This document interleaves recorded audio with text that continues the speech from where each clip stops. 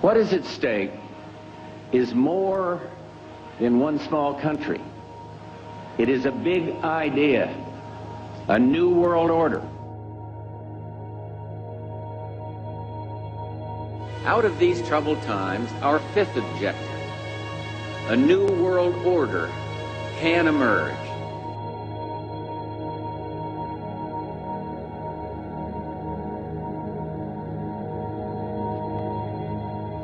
В своем движении в другом направлении, к новому мировому порядку, I к think новой цивилизации. even that does not describe why the world has changed so much and why the world has turned so much toward a new world order and a new kind of civilization.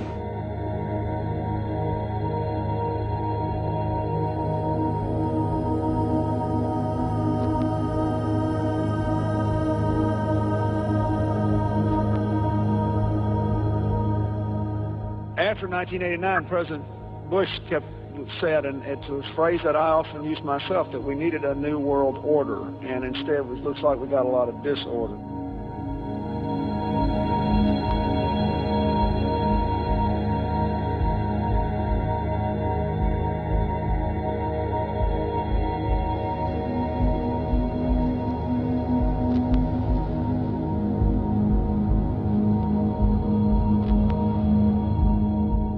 There is a chance for the President of the United States to use this disaster to carry out what his father, a phrase his father used, I think, only once, and hasn't been used since, and that is a new world order.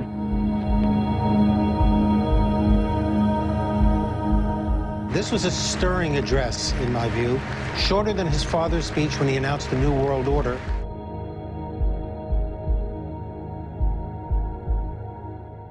In 1990, another old world ended, dominated by the Cold War, and people talked then, in 1990, of a new world order. What they actually meant then was a new political order.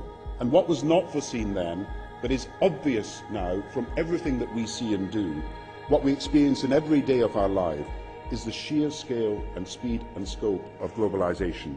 And it's only now that we can begin to understand that the world order that globalization brings and what it's going to look like, it's driven forward now not just by the balance of military strength, the Cold War times, or ordinary political power. It's being driven forward by a seismic shift in economic power that we see around us.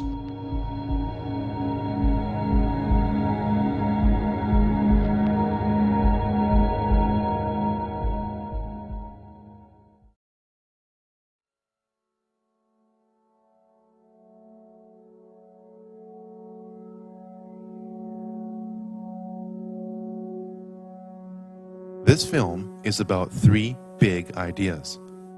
Most of the evil in this world is highly coordinated and is fulfilling biblical prophecy to the letter. Historical and current events are being influenced by evil to make the appearance of the Antichrist highly probable within a generation. Though the world is not yet in an apocalyptic state, the forces of organized evil affect us all now and must be resisted like never before.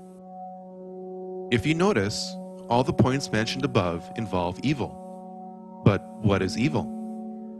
Webster's defines evil as something that brings about sorrow, distress, or calamity, the fact of suffering, misfortune, and wrongdoing, and a cosmic evil force.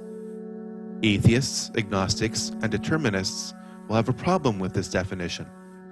Those who are in these schools of thought claim that evil is simply the outcome of a poor environment, and that if we reformed society, the religiously biased definition of evil would be eliminated. Here's the problem with that belief. History's greatest reformers were the most evil. Joseph Stalin, Adolf Hitler, and Mao Zedong were either religious revisionists or atheistic communists. While it is true that evil has been done in the name of God, the greatest suffering, misfortune, and wrongdoing has been committed by people who have either tried to co-opt religion or eliminate it altogether. The atheist, agnostic, and determinist explanation of evil just doesn't add up. It is hoped by the end of this presentation You will consider or confirm your faith in God as outlined in the Bible. If you say you have an open mind, you'll watch. This film is unique in that it systematically studies the origins, activities, and destiny of evil to get you to believe in God. It is also unafraid to expose evil being carried out in the name of God, even within the Christian church, in order to minimize its effects. As such, it will name names because it has to in order to reduce evil. All this exposure of evil creates a problem. It is very easy to expose evil and not give hope. After all, fear sells. In fact, fear is often used as a vehicle to achieve power.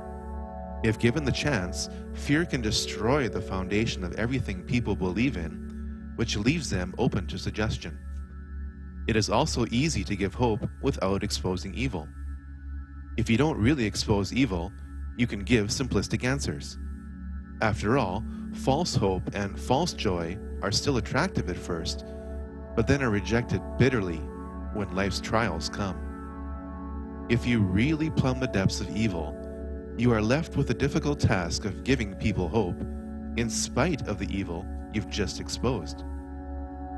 When you really think about it, everyone is religious. Atheism, agnosticism, and determinism are religions, for they all involve a personal system of attitudes, beliefs, and practices.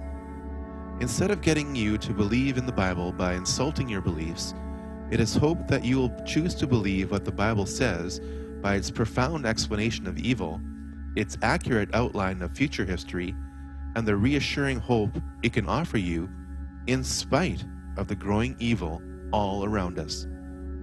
If you think this is all fluff, then please consider the following question. If the Bible's explanation of evil is just a myth, then why are so many anti-Christians doing everything they can to fulfill that myth? Looks like we should study the New World Order. The New World Order is a rope. That rope is made up of cords of political, military, economic, scientific, cultural, and religious power that has always been pulling the world to a definite conclusion away from God. Recently, that pull has been getting progressively stronger. Each cord of the New World Order rope is composed of people at the outer layers who have no idea what the ultimate goal of those at the center of each cord is. As people work their way to the center of each cord, the ultimate goal of those associated with the New World Order becomes clear. A one-world government, a one-world economy, a one-world military, a one-world society, and a one-world religion, all enforced with absolute control under a single world ruler. This goal is not democratic. In fact, most people will not want this goal to be pursued because it limits their freedom. In spite of popular resistance, this goal is being achieved through secrecy and progressive conditioning to make the public want this goal. But is there any evidence to prove that this goal exists?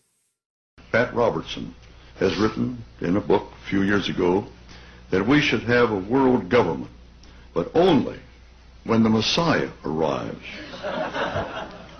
He wrote, and literally, any attempt to achieve world order before that time must be the work of the devil. Well, join me. I'm glad to sit here at the right hand of Satan. The primary driver of the New World Order is religion. After all, people act on what they believe. Financial control is the means by which the New World Order funds its primary tool, which is warfare. We must first understand the tool of warfare before we can grasp the matrix of control being applied to us. Once we understand these systems of control, we can then understand the belief systems of those who are controlling us. All this knowledge is necessary to form strategies of resistance to what you are probably not even aware of. But how did this mindset, control system, and tool of warfare get created?